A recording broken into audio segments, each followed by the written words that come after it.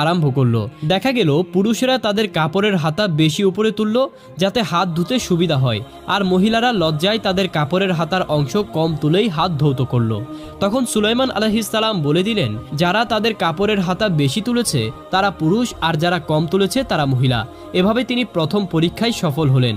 দ্বিতীয় পরীক্ষায় আল্লাহর নবী সুলাইমান আলাইহিস সালাম রানী বিলকিসের দেওয়া ইয়াকুত পাথরগুলো ছিদ্র করার জন্য কিছু বিশেষ প্রজাতির কীটকে আহ্বান করলেন।